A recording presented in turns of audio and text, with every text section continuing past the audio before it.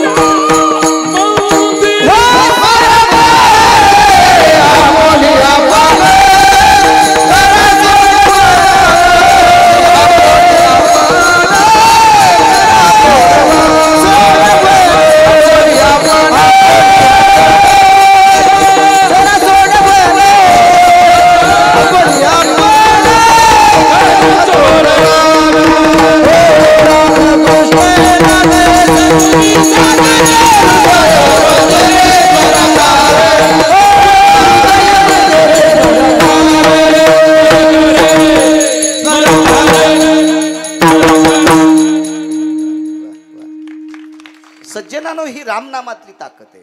म्हणून आळंदीतल्या मालकांनी शब्द खर्च केला, राम कृष्ण नामे ही दोन्ही साजिरी. कृष्ण नावातली ताकद सांगतो. तत्पूर्वी आवाज द्या दादा मोठ्या श्रद्धेने. अरे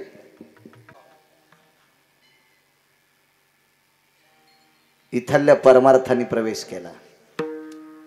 या नगरीतल्या परमार्थ आणि 25व्या वर्षात पदार्पण केलं, प्रवेश केला. 25वं वर्ष आहे. दरेगाव नाव, गोड सात्विक सदाचारी दरेगाव. येताना विठ्ठल अण्णांना म्हणलं, किती सुंदर मारुतीरायाचं बजरंग बलीचं मंदिर आहे. विशाल अशी सुंदरशी मूर्ती मारुतीरायाची, फार मोठी, फार. बाहेर पूर्वेला सकाळी सकाळी सूर्योदय व्हावा असे बाहेरच गणपती बाप्पा आहेत. विशाल काय आहेत ना चंद्राचे गणपती बाप्पा, खूप मोठं सुंदरस. येताना 1-2 मंदिरं दिसली, पण ते काही कल्पना नाही कशाची. मारुतीरायाचं लक्षात आलं. इथे ओम श्री चैतन्य कानिपनाथांचं अधिष्ठान, जाज्वल्य अधिष्ठान. या परिसरातलं सर्वांच्या अंतःकरणातलं एक गोडसं ठिकाण. सद्गुरु कानिपनाथाच्या कृपा आशीर्वादाने, वैष्णवातले शिरोमणी मारुतीराय यांच्या कृपा आशीर्वादाने गेल्या 25 वर्षापासून तुम्ही साधना करता. रौप्य महोत्सव आहे. गावात आबा जेवढ्या आडनावाची मंडळी असतील तेवढ्यांना गिरगावकराचा साष्टांग प्रणिपात. नाव मला पाठ नाहीत, नाव पाठ करायला मला काही तुमची ग्रामपंचायत लढवायची नाही. नाव सगळ्यांची मृदंगाचार्य दिनेश महाराज असतील, आदरणीय हरिभक्तीपरायण मृदंगाचार्य सोमनाथ महाराज असतील, या महाराष्ट्राच्या मातीला गायन क्षेत्रातील लाभलेली बुलंद तोफ, या परिसरातलं अत्यंत एक नाविन्यपूर्ण गायन क्षेत्रातलं रत्न, महाराष्ट्रातला कानाकोपरा ज्यांनी पाहून आलेत असे आदरणीय हरिभक्तीपरायण जगदाळे आबा, आजच्या तारखेच्या संदर्भात विठ्ठल अण्णा आदरणीय जगदाळे आबा संपर्क करत होते. आबा, तुमच्यामुळे इथे येण्याचा गावकऱ्यांनी तुम्हाला नमूद केलं, तुम्ही संपर्क केला, या पवित्र अधिष्ठानाचं दर्शन झालं. आबा, तुम्हाला धन्यवाद. याच परिसरातलं गायन क्षेत्रातलं फार दिवसापासून माझी भेट आहे. आमचे प्रकाश महाराज हरिभक्तीपरायण, त्यांनाही धन्यवाद, प्रणाम. आज आनंदाचा योग आहे. आज एक नवीन रत्न पाहायला भेटलं, कुंदन महाराज. याच्या अगोदर कधी भेट नाही झाली. फिरत जावा माणसानं, शहाण्या माणसानं चांगल्या ठिकाणी फिरत जावा, रत्न सापडत असते.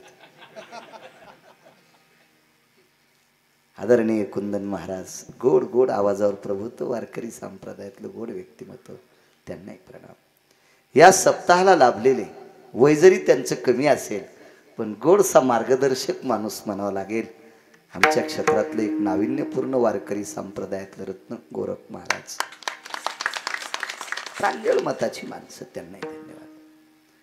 गोड ज्यांना प्रमाण खूपशे पाठ असतात, आबा छान प्रमाण म्हणते उत्तरेश्वर महाराज, चांगल्या चांगल्या महाराज लोकांच्या सानिध्यात भाजलेलं रत्न आदरणीय उत्तरेश्वर बापू, त्यांनाही धन्यवाद, प्रणाम. मला असं वाटतंय 3200 महाराज शिंगाडे बाबा याच्यावर नाव आहे, त्यांनाही धन्यवाद. आदरणीय श्री गुरुवर्य नवनाथाचार्य महंत गुरुवर्य कृष्णाजी अभयंकर, त्यांनाही प्रणाम. उपस्थित पंचकृषीतून आलेली सर्व श्रोते जनार्दन, तुमच्या चरणी साष्टांग प्रणिपात. येता येता अण्णांकडे, विठ्ठल अण्णांकडे विश्राम झाला. एवढा मोठा वयाचा टप्पा दिवसभर व्याप असला तरी पण सोबत आले. अण्णांना धन्यवाद, प्रणाम. चव्हाण सर आहेत, त्यांच्यासोबत बऱ्यापैकी आलेत. अंकाईचे शेजी बडे आलेत आणि खूप सर्वांचे चेहरे मला ज्ञात आहेत, बऱ्यापैकी लोकांचे. फक्त आता नावं इतक्यांचे लक्षात ठेवणं शक्य नाही हो. काय काय वाचावं तेच सूत्र नाही हो. रोज नवगाव, रोज नवगाव, रोज नवगाव, तेच तेच जर सांगितलं तर कीर्तन बंद होते बाळा. म्हणून वाची जाय ना पुन्हा पुन्हा. पुराण वाच, शास्त्र वाच, वेद वाच, काही प्रमाण वाच, मग तुला लोक मानत राहतील. हे बा, संपत्ती कमवणं पुरुषार्थ सांगितला, अभ्यास वाढवणं सुद्धा पुरुषार्थ आहे. अभ्यास वाढवणं सुद्धा पुरुषार्थ आहे. पण संपत्ती चोऱ्या करून दुसऱ्याला दाबून अशी नाही कमवायची. 1-2 पिढ्यात असा बुश करती, मग दगड उचलायच्या पण कामीट होत नाही. असो, तुमच्या सगळ्यांच्या कृपेने, साऊंड सिस्टीमवाल्यांना धन्यवाद. सगळी महाराज मंडळी, चोपदार तुतारीवाले, मस्तक माझा पायावरी, या वारकरी संतांच्या सर्वांना रामनामाचं नाविन्य शबरीच्या अधिकारातून आपल्याला कळालं. कितीतरी पुरावे देता येतील रामनामाचे, पण दोन्ही पुरावे महिलांचे देतो. रामनामाची प्रबळ शक्ती किती मोठी आहे ही लाहोर चित्र सशे धरणाऱ्या पोरीनं गोलोकात दाखवून दिली, त्या माऊलीनं दाखवून दिली. पण ही सामान्य कुळात जन्माला आलेली स्त्री आणि द्वापार युगात एक राजकुळात जन्माला आलेली स्त्री, तिचं नाव सांगता येईल? नाही नाही नाही नाही नाही नाही नाही. वरण वाहड्यावर खायला सुरुवात करायची. पोळी जरी आधी टाकली असेल तर वरण येऊस तर दम धरायची. तिचं नाव आहे द्रौपदी. विठाला विठाला विठाला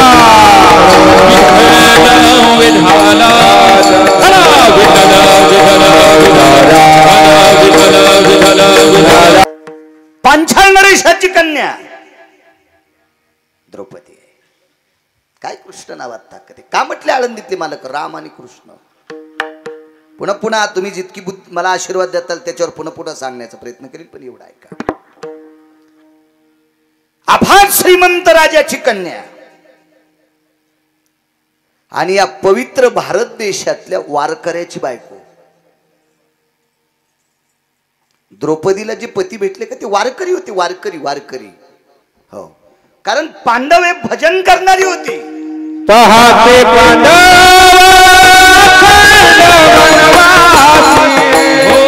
परित्या देवाची आठावी परित्या देवाची आठावी बोला पहाते पांडव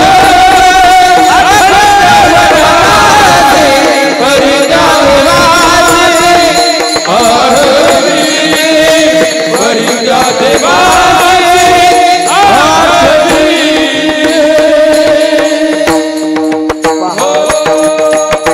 पहाते पांडव अखंड वनवासी परित्या देवासी आळविते. पांडव वनवासात भजन करीत होते. त्या अर्थी वारकरी आहेत. वारकरी आहेत. वारकरी आहेत. याच्यातला एक व्यक्ती बघा. सगळं सांगायला मलाही शक्ती नाही. 2 तासाची मर्यादा आहे आपल्याला. पांडव हे तोंडानं भजन करीत होते म्हणून वारकरी नाही म्हणायचं कुंदन बुवा. पांडवापैकी अर्जुन नावाची व्यक्ती झोपी गेल्याच्या नंतर त्याच्या अंगावरची रोम कृष्ण कृष्ण म्हणत होते. झोपी गेल्या.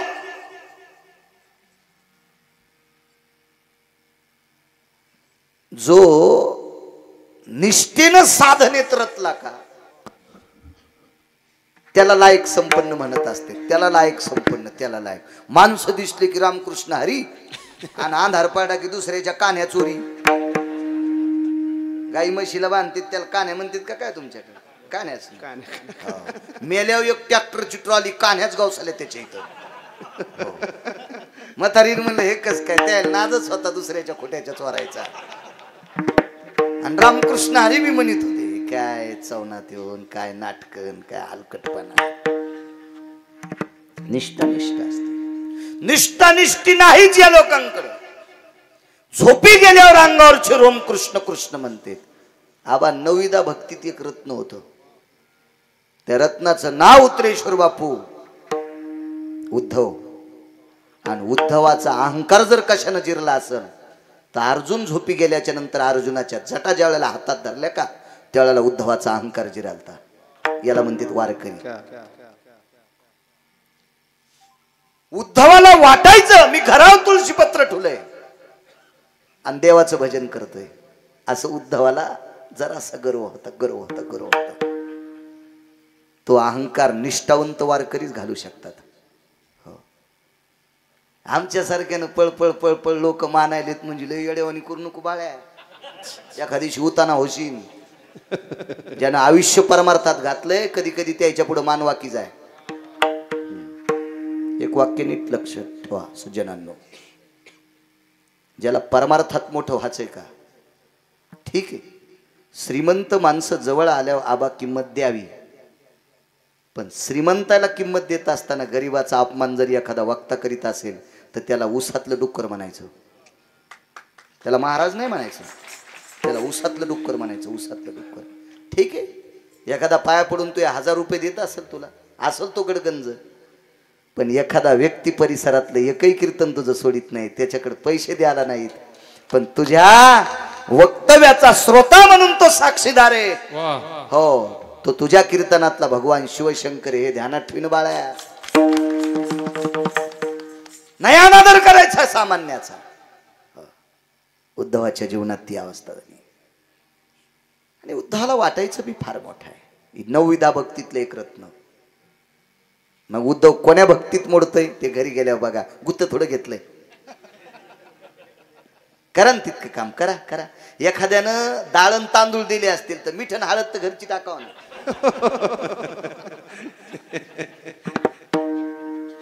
हळद मीठ टाकलीच नाही म्हणून भातच शिजला नाही. अरे असं असतं कुठे.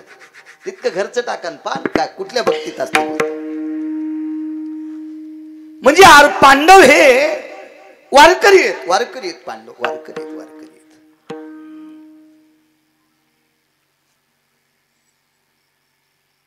दुसरा एक मुद्दा सांगतो.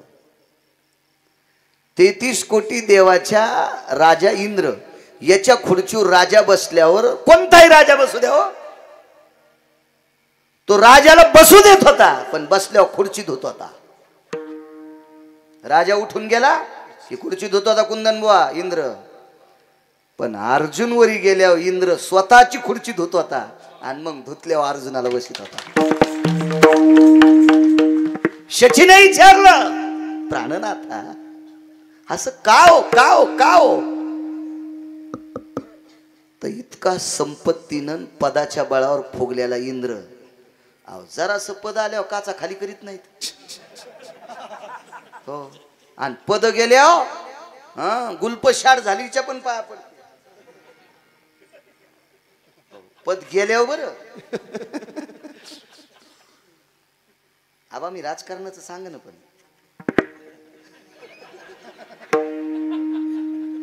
आपण कशाला इचकायचं आहे की नाही अण्णा. ते 222 पद एकट्याला पाणी आलं टलटल डोळ्यात. आणि जयंतीची जयंताची आई होती शेची. प्रश्न करणारी माणसं लय अधिकारी असते आबा. ही शेची पुढची राधा आहे. राधा राधा कोण आहे, तर इंद्राची पत्नी आहे. पुराण वाचीला लक्षात येईल तुम्हाला. आणि पवित्र स्त्रीने विचारलं विठ्ठलांना, बाकीचे राजे बसल्या खुर्ची धुतल्यावर तुम्ही बसता आणि अर्जुन वरी आल्यावर तुम्ही बसलेली खुर्ची धुवून पवित्र करून देता, कारण का? नामधारक आहे. नामधारक आहे अर्जुन, नामधारक. असे निष्ठावंत वारकरी पती भेटलेली बाई. नामधारकांच्या जीवनात आडसर आला येत असतो. निसर्गाचा नियम आहे, नियम आहे निसर्गाचा. प्रारब्ध ही कुणाच्याही बापाला चुकलेलं नाही. त्याच्यात द्रौपदीचं काही चुकलेलं असं. जे जे लिहिले प्रारब्धी, जे जे लिहिले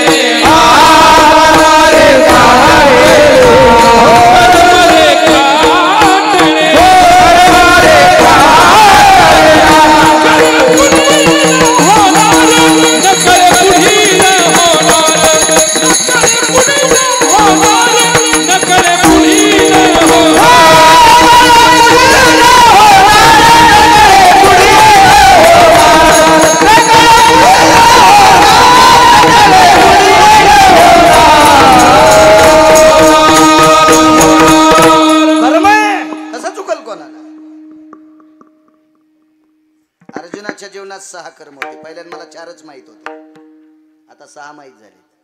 त्याच्यातलं अर्जुनाचं एक कर्म चुकलं होतं. विश्वातला कुठलाही पुरुष, थोडासा राग येऊ देऊ नका, पाठ केलेलं ताबा वयाची मर्यादा काही जरी असेल तर पुराण सांगायला काय लाजणार आहे. विश्वातला कुठला जरी पुरुष पाहिला कुंदनबुवा गोरखबुवा तर त्याला खोटे का होत नाही, पण स्तन येत. अर्जुनाला नव्हते. अर्जुनाचा पुरुषार्थ किती टोकाचा असेल पहा. आणि आज आपल्या संप्रदायामध्ये स्तन असणाऱ्या पुरुषानं साडी नेसली तरी पण त्याला निषेध मानतात. नाचे जो कोंबडा तो होय ही जडा सप्तचंडी, तो होय ही जडा सप्तचंडी, तो होय ही जडा सप्तचंडी, गोपिकाच्या वेचे नाचे जो कोंबडा, नाचे जो कोंबडा, गोपिकाच्या वेचे नाचे जो कोंबडा, नाचे जो कोंबडा, ही जडा सप्तचंडी, तो होय ही जडा सप्तचंडी, तो होय ही जडा सप्तचंडी,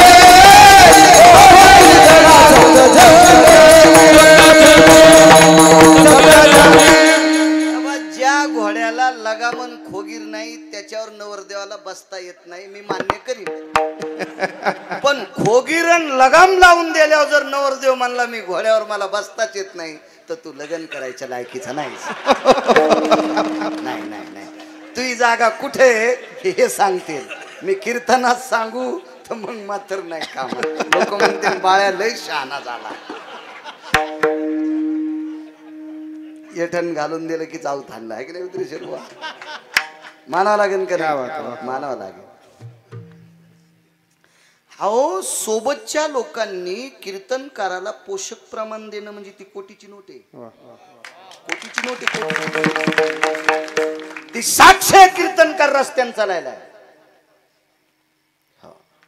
नाही तर कोणीकडे मसडी दाम टोडायला लागला. याला शिव्याला आणि शिमग्याच्या तेलाला पिढ्या मातीत घालशील सुंबळ्या, काही नको बरगळ परमार्थ सांग.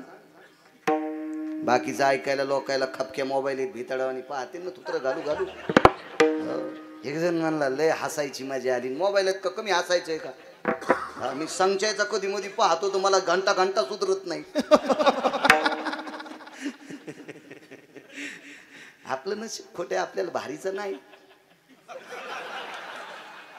पण आपला मोबाईल पतिव्रत आहे. याच्यात भंगार येत नाही, दुसऱ्यालाही काही जात नाही. तुमचे चुकीचे बटन दाबल्यावर काही काही ना तो लॉक लावून घेतलेत पप्याच्या माईनं पाहुणी. इथं बसलेल्या बाईला मी म्हणीन उद्यापासून तुम्ही नवऱ्याला एकच म्हणायचं, मोबाईलचं लॉक काढ. त्यानं जर इमानदारीनं लॉक काढून टाकलं तर समजायचं हिशोबात आहे. हा, नाही तर ऊसाचं पाणी एरंडाला चाललंय असं समजून घ्यायचं माझ्या माईनं. विठाला विठाला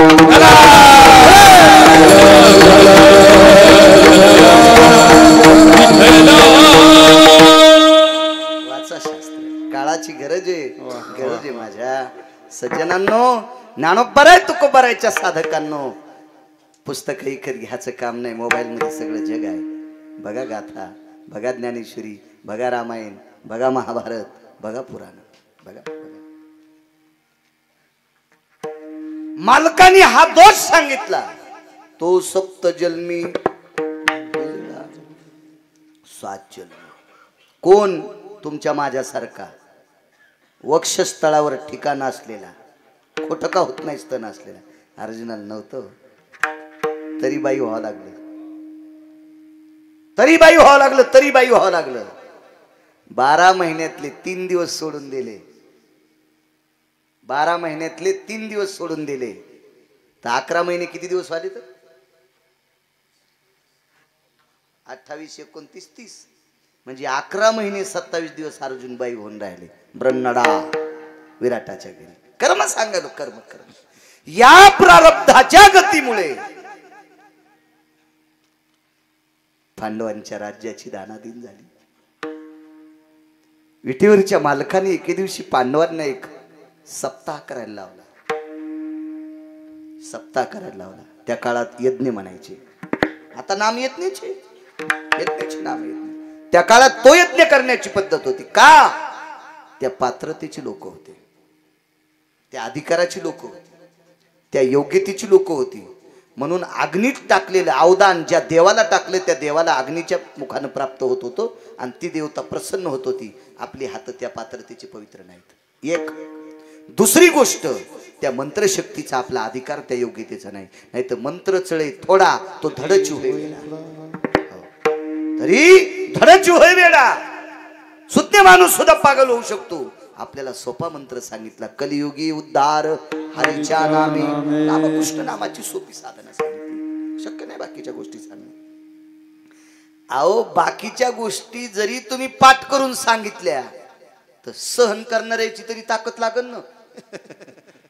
सहन करणाऱ्याची तरी ताकद आहे का? शहाणपणा केला येतय मग का इतकं संस्कृत असतं का? या जिल्ह्यापेक्षा तालुकाच मोठा झाला, कलेक्टरला कळत नाही कुठं बसा. म्हणजे सहन करण्याची तरी ताकद आहे का कोणात? मला असं वाटतंय माझ्या ज्ञानोबराय तुकोबरायच्या लक्षात आलं असेल, नालायक लोक जन्माला येणार आहेत कलियुगात. म्हणून आगाऊपणा सहन करायची बी नाही आणि चांगलं बी सहन करायची ताकद नाही.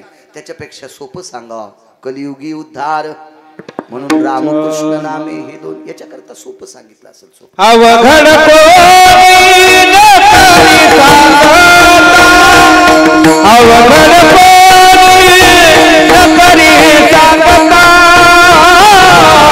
सुलभ बहुता गोडवाटे, गोडवाटे सुलभ बहुता गोडवाटे.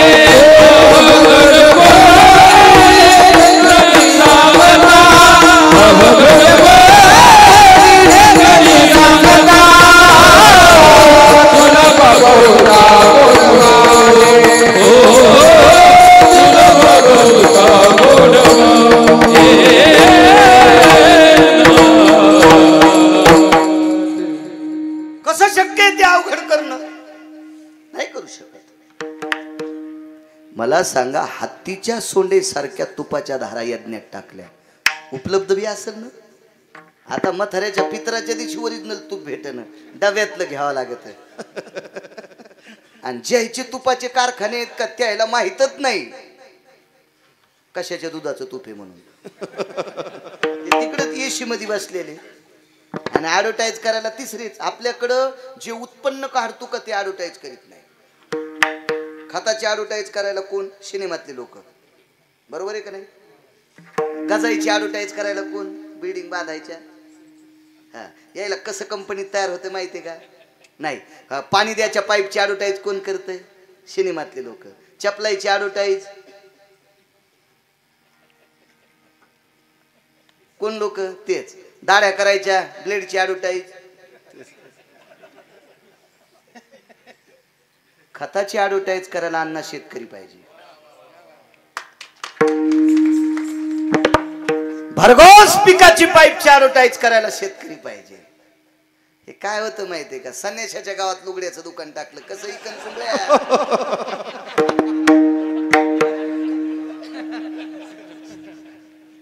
गावात एकाला दिसत नाही, दुकान चष्म्याचं टाकलं, कसं चलन ते? मूर्खपणाचं टोकेन ते. ज्याचं प्राधान्य त्याला द्यायला पाहिजे. सगळ्या गोष्टी गोड होत असतात. चला, पहिल्यापासून याच्यावर खेळ चाललाय. धनवंता लागी सर्व मान्यता आहे जगी, मंगा धाका असना.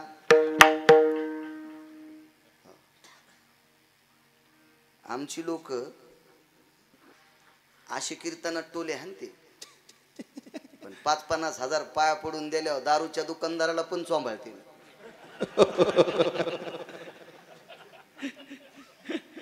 आणि अशी वाईट संपत्ती कमवणारे जोडून या धन उत्तम व्यवहारे इतक्या शिव्या देतील. चांगल्या मार्गाने धन कमवा आणि त्यानं देशीचे पैसे तुला दिले तरी कीर्तनात घंटाभर त्याला चोंबाळलं सोमळ्यात वा, त्याच्या पापानं तूही मरण. बोले तैसा चाले पैसा असला म्हणजे कोणीकडे आपली वाणी भरकटत जाऊ द्यायची. चुकीची गोष्ट आहे, चुकीची गोष्ट. वेळीच सावध झालं.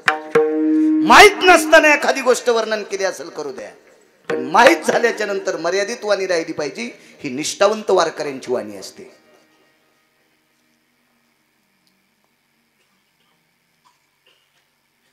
परिस्थिती ढासळी, यज्ञ करायला लावला. काय यज्ञ थाटातला होता सज्जनानं. रामकृष्ण नाम, कृष्ण नामाची ताकद सांगा. राम नामाची ऐकली तुम्ही? कृष्ण नामाची ताकद आहे का? वेळ संपल्यावर सांगा आबा मला.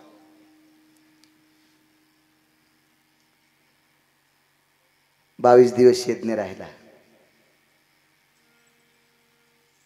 मीटिंग घेतली. मीटिंगचा मुख्य मालक पंढरपुरातला द्वारकाधीश कृष्ण परमात्मा. मीटिंग घेतली.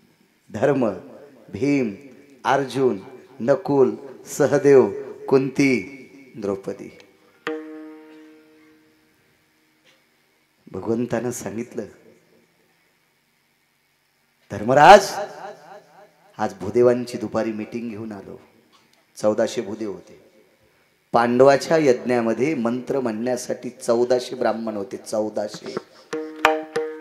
प्रत्येक ब्राह्मणाला सोन्याचं ताट होतं जेवायला. पंक्ती किती उठत होत्या सांगू का? 43,832 लोक एका पंक्तीला. तितका मोठा सप्ताह कोण नाही केला पुन्हा. 43,832 लोक एका पंक्तीला गुणिले 14. 43,832 एका पंक्तीचे. अशा दिवसात 14 पंक्ती उठत होत्या. साखर किती लागत असेल घरी गेल्यावर सांगा. असा 1 वर्ष 35 दिवस यज्ञ चालला. एका ठिकाणी 64चं वाक्य आले. तो पुरावा सापड्या ते बी दम देऊन सांगत मी. पण पुरावा चांगल्या माणसाचा पाहिजे. नाही तर साध्या माणसाचा पुरावा सांगितल्यावर लोक पुरीत येत. लोक पुरतेत. हा तस नाही सांगायचं. 1 वर्ष 53 दिवस एक पुरावा. मी सांगत होतो मागे. 1 वर्ष 35 दिवस अधिकारी व्यक्तीचा पुरावा आहे. इतक्या दिवस यज्ञ चालला. काय नियोजन असेल. मीठ कोणी वाढायचंय, भात कोणी वाढायचा, पोळ्या कोणी वाढायच्या, पात्र कोणी टाकायचे, हे सगळं असू दे. 22 दिवस यज्ञ राहिला आणि त्याच्यामधल्या 2 अधिकारी लोकांनी सांगितलं. ब्राह्मणांनी त्यांची नावं बघा महाभारतात. द्वारकाधीश, जगदानंद कंद जगतपती. 22 दिवस आपल्या यज्ञाची पूर्ण आहुती आहे. पण आमच्या 1400 लोकांना पूर्ण आहुतीचे मंत्र येत नाहीत. भगवंतानं सांगितलं, तुम्ही आधी का नाही सांगितलं? अहो 22 दिवस शिल्लक येत ना. ते कोणाला येतात? 4 लोकांची नाव सांगितले. त्याच्यापैकी एक नर्मदेच्या तीरावर आहे. जा म्हणे घेऊन या.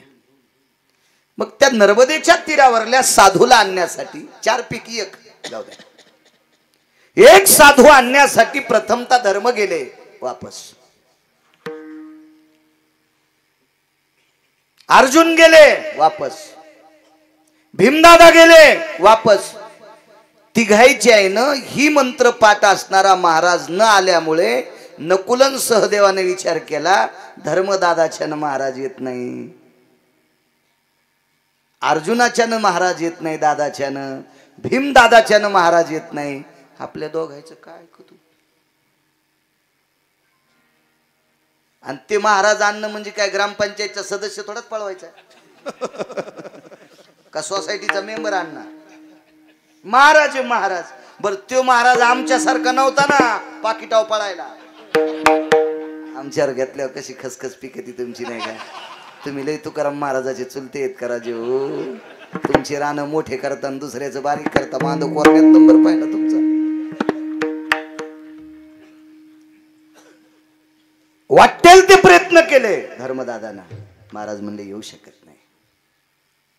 अर्जुना तर काय सांगितलं असं राजे हो. अर्जुन सरळ त्या महाराजाला म्हणले, महाराज तुम्ही भक्ती कोणाची करतात? विष्णूची. विष्णू महामेव नाही. कोण होते विष्णू परमात्मा? अर्जुनाचे. विष्णू परमात्म्याची सख्खी बहीण अर्जुनाची नवरी. पुन्हा नातं मोहजड आहे. आपण जिथं पोरगी दिली आपण काय म्हणतो, आपले केस त्याच्या हातात आहेत असं म्हणत होते की नाही पहिली माणसं. मी अर्जुनाचा मेहुणा आहे. आपला कृष्ण परमात्म्याचा मेहुणा आहे मी अर्जुन. भगवान कृष्ण परमात्म्याची बहीण सुभद्रा माझी पत्नी आहे. महाराज तुम्ही माझं ऐकत नाही? नाही ऐकत नाही. काही काही ऑफिस मध्ये लेटर पॅड जमतो. लेटर पॅड मोठ्या पुढाऱ्याचा नेला की ते अधिकारी सही करीतो ना. पहिलं होतं, आता काय नाही. मला 27,000चा चेक होता. आलता एखाद्या वस्तूचा. ते आता कीर्तनात त्याचं नाव सांगून काही कायला कळाला असेल 27,000चा म्हणल्यावर कशाचा असेल तर. मग ती सही लागत होती ती एका व्यक्तीची. मी गेलो तर ते म्हणले नाही पेन आहे पण शिक्का नाही आज. आणि त्याच्यात पिशवीत मनभर शिक्के. मग माझ्या देखता मी दुसऱ्या दिवशी गेल्याच्या नंतर माझ्या देखता सही केली, शिक्का हाणला, तसाच चेक. ते म्हणलं महाराज कालही माझ्या सोबत होता पण 4,000 द्यावा लागते. म्हणलं मी महाराज आहे. ते म्हणले मग काय होतंय, तुम्ही महाराज असले मग काय झालं? मला लागेल ना 4,000 द्यावाच लागते. म्हणलं बरं. आमच्या प्रांतातल्या पुढाऱ्याच्या घरी गेलो. त्याने म्हणलं साहेब 27,000चा चेक आहे. त्या अधिकारी शासनाचा चेक आहे माझा, मला काही ते घरून द्यायला का काय? बरं ती ड्युटीला आहे, त्याचा त्याला पगार आहे, ते सही करीन लगेच फोन लाव, ए अक्कल आहे तुला, ते त्या शिव्या दिलेल्या इथं सांगत नाही. आता त्या पुढाऱ्यानं त्याला इतक्या घाण शिव्या दिल्या की त्या चौथ्या पट्टीतल्याच होत्या, पेटीची बी पट्टी पडत होती, अशा शिव्या होत्या, लयच घाण शिव्या दिल्या. मी म्हणलं जाऊ द्याकडे, नका का सही करीन, पण याचं डबळच वाजले. तरारलाच बाळू महाराजांनी गेला, म्हणलं हे सही करा. ते म्हणला महाराज मला साहेबानं शिव्या दिल्या का, तेव्हा तुम्ही तिथेच होतात. मी म्हणलो हो. मग ऐका ना, तुमच्या देखता साहेबानं शिव्या दिल्या आणि या बाई मोबाईल मध्ये रेकॉर्डिंग आहे, साहेबच म्हणले 5,000 घेतल्याशिवाय सही करू नका.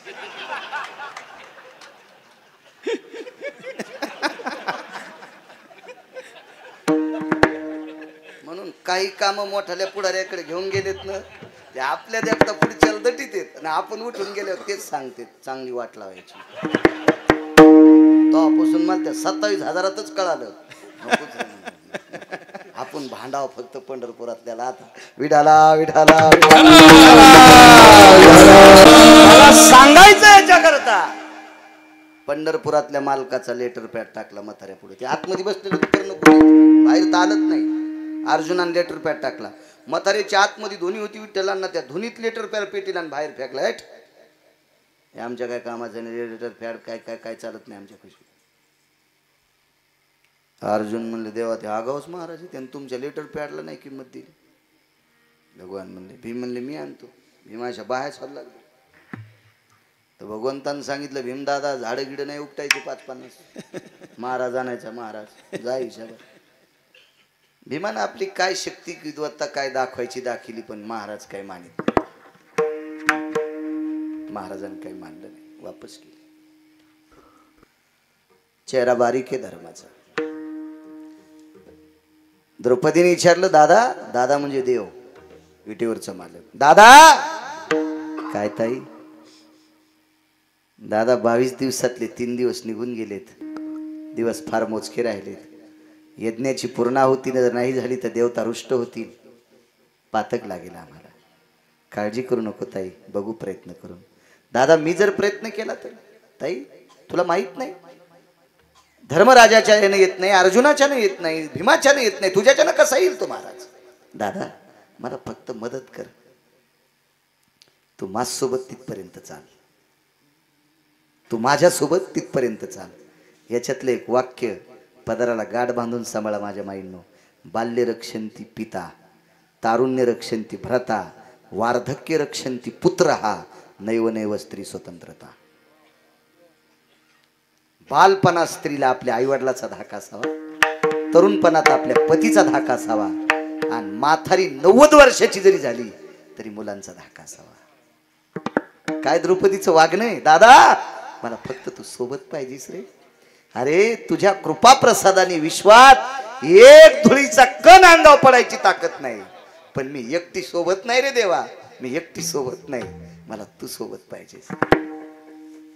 मालकाने सांगितलं ताई मी सोबत येतो पण पायी चालणार नाही, नको चालू रे, तू रथात बस.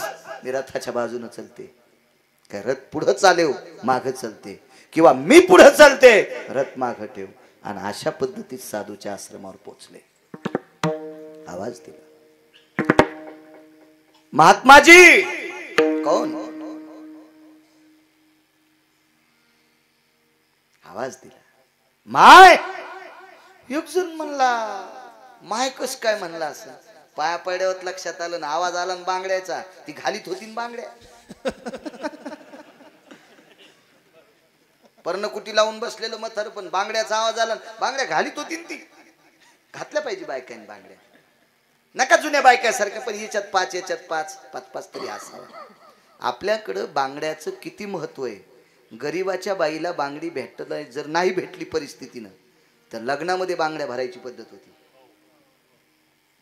शास्त्र आहे आपल्याकडे, शास्त्र आहे, शास्त्र प्रत्येक गोष्टीला कारण आहे. माझे दत्तात्रय प्रभू विश्वात भ्रमण करत असताना एक बाई दळण दळू लागली. भागवत सांगते एकादश स्कंद. दळण दळू लागली तर दळण दळता दळता तिच्या हातातल्या कंकणाचा आवाज येत होता.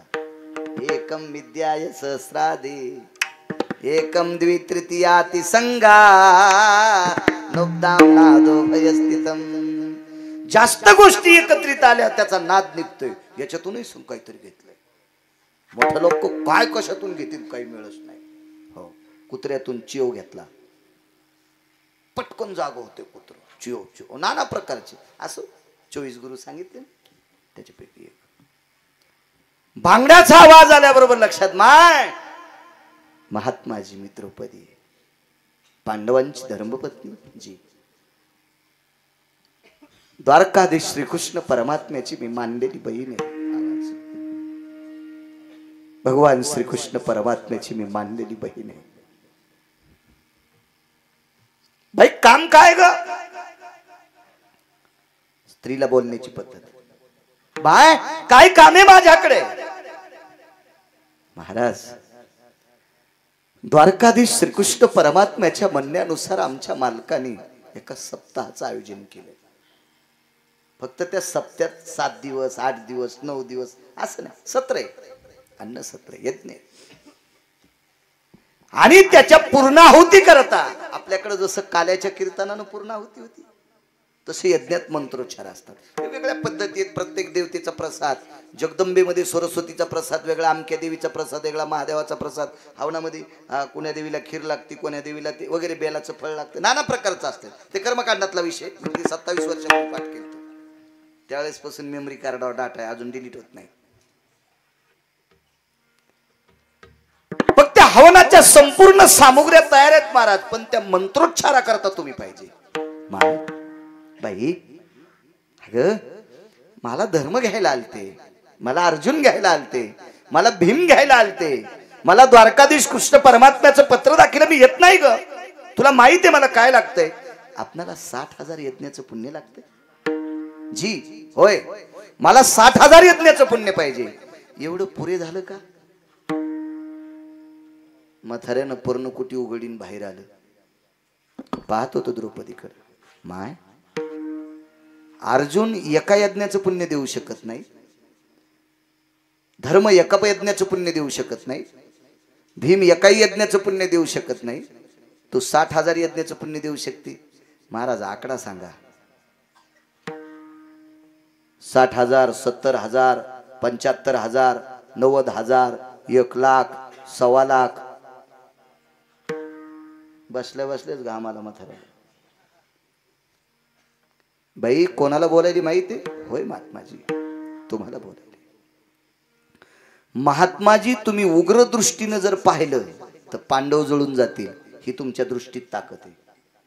तुम्ही प्रसन्न दृष्टीने पाहिला आबा त्या महाराजांनी तर पांडवाला विमान स्वर्गातले येईल, इतकी तुमच्या दृष्टीत ताकद आहे. आणि तुम्हाला बोलणं म्हणजे काही एडपट गप्पा आहेत का? फक्त आकडा सांगा किती हजार यज्ञाचं पुण्य पाहिजे. महात्माजीनं सांगितलं बाई मी कृतार्थ झालो, पण इतक्या यज्ञाचं पुण्य तुझ्याकडे आलं कुठून? मी हस्ताना इंद्रप्रस्थ, हस्तानापूर चुकीचा शब्द आहे, मी इंद्रप्रस्थापासून इथपर्यंत चालत आले, पायात चप्पल नाही. प्रत्येक पावलाला कृष्ण कृष्ण म्हणत होते. नाम घेता वाट चाली यज्ञ पाऊला पाऊली, कोटी कोटी यज्ञ नित्य ज्याचा नेम, आणि एक हरिनाम जपताकडे. इंद्रप्रस्थापासून इथपर्यंत मी पायी आले अनवनी, आणि प्रत्येक कृष्ण म्हणल्याशिवाय पाऊल टाकीत नव्हते. इथपर्यंत येऊस तर पावलं किती पडेत लक्षात घ्या. चाल माय चाल. द्रौपदीने सांगितलं महात्माजी रथ आहे माय, तू जशी आलीस त्या रस्त्याने आपण जाऊ. ते विचारित करा थातलेला.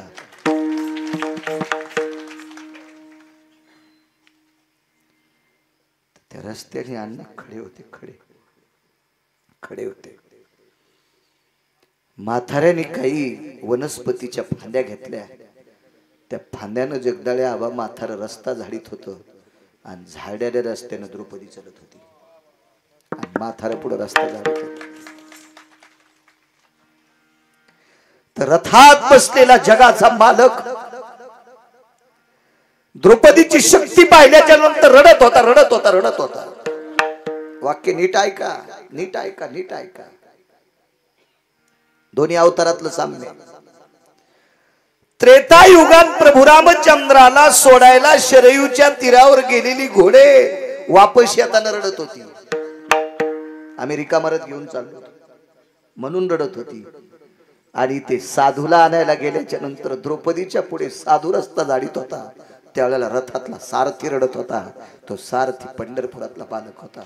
पंढरपुरातला बालक होता. यज्ञ पूर्ण झाला.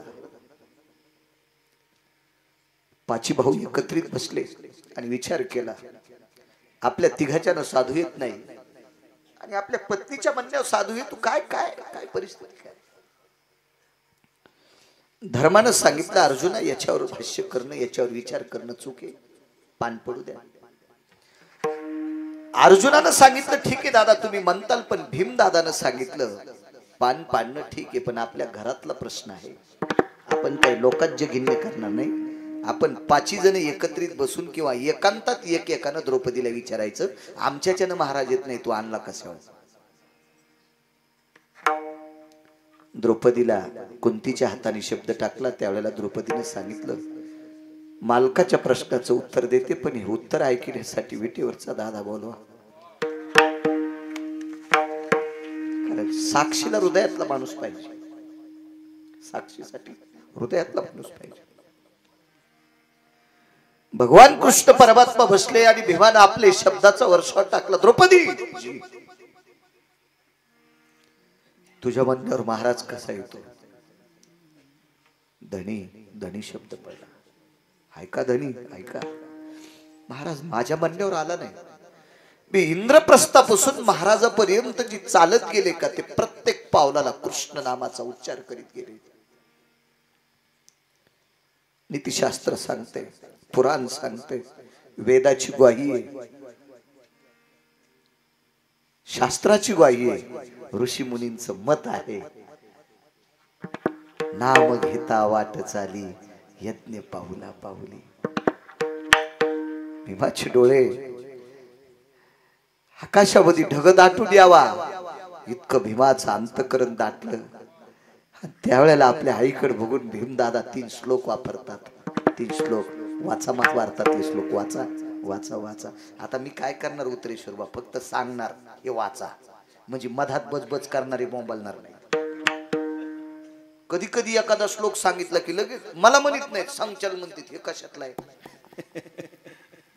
त्रास होतो त्याचा, कारण आपण त्या पात्रतेचे नाहीत ना, तेवढा अधिकार नाही ना आपला अन्न मूर्खायचं सहन करण्याचा. त्याच्यापेक्षा सांगायचे वाचा ते 3 श्लोक वाचा. लक्षात येईल तुमच्या की काय काय प्रश्न केला असेल. त्याच्यातल्या एका श्लोकाच्या शेवटच्या तुकड्याचा अर्थ असा आहे, आई आई आपल्या कुळाची मान आम्ही 5 पुत्र असून उंचावू शकत नव्हतो. या यज्ञाची महती पूर्ण करून आपल्या कुळाचं नाव उंच करण्याची ताकद एका कुलवान घराण्यातली आम्हाला पत्नी भेटली ग, त्याच्यामुळे प्राप्त. वाक्य भीमाने आपल्या आईला हे वापरावा. द्रौपदीला मोठेपणा सहन झाला नाही. आबा सहन झाला नाही विठ्ठलांना. कुंदनबुवा त्या द्रौपदीनं आपल्या पतीला सांगितलं, मालक माझं आपली ज्या कुळात जन्माला आले त्या कुळानं तुमची मान नाही उंचावली. मी तुमची पत्नी आहे, मी तुमची मान नाही उंचावली. तुमची मान उंचावण्याचं एकच साधन आहे, ते साधन आहे कृष्ण नाव. मग या कृष्ण नावाच्या ताकदीनं साधू आलाय आणि यज्ञ पूर्ण झालाय.